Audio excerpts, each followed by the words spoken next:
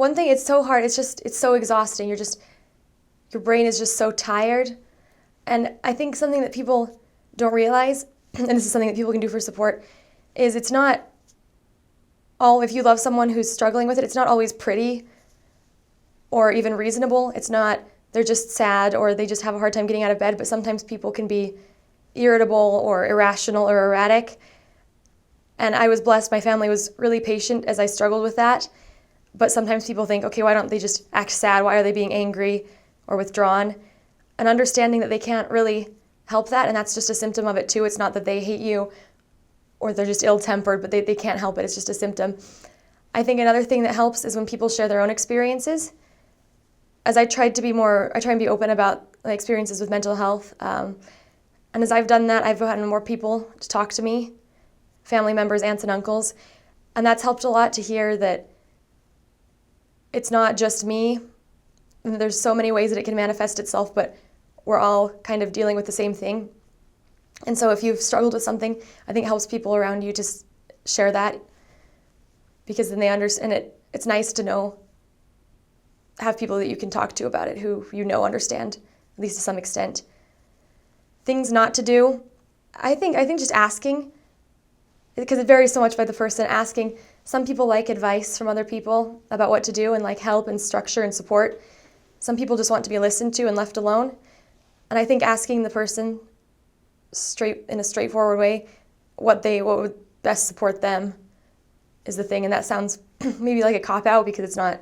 But I'm somebody who I do better if I'm kind of left alone. But there are people who, like if people help them plan activities and do their schedules and stuff, that helps them a lot.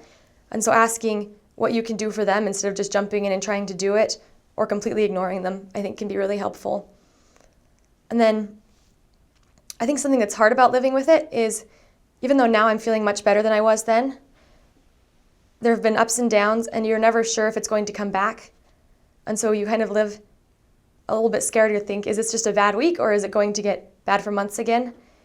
And so if you're supporting someone, be patient with that fact that there's an element of fear that something could go wrong again or that there are flare-ups, and understand that it's not just something that is a steady course of it's better or it's worse. It's just there's ups and downs all the time. And it's just as scary for the person experiencing it as the people who care about them. Some of my biggest supports have been a couple of friends who they just, as I would struggle, they would just take it. They would, I'm trying to think of I would be struggling. I'd say that I was struggling. They'd acknowledge it, and then we would just kind of sit with it. We would just say, okay. They wouldn't offer advice. They wouldn't force me to do anything. It was just the opportunity to stay with them. And so the friend I was closest to in high school, we would just say, okay, this is how it is. And just to have somebody who acknowledged it, accepted it, and didn't try and fix it was very, very nice, but knowing that she was always there to support me and she would help me with things. Acts of kindness, I had very good ward leaders who were very understanding, that sometimes I would tend to get really anxious during church, and they would understand that and wouldn't push it. Kindness, yes, people have been kind.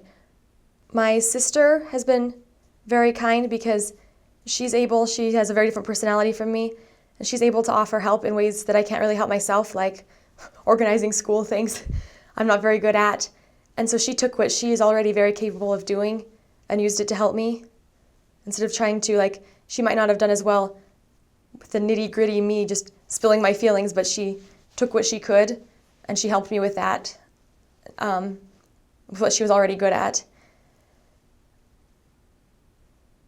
It sounds like a not action more than it sounds like an action, but the people who helped the most were the people who just said, yep, this is okay that you feel this way,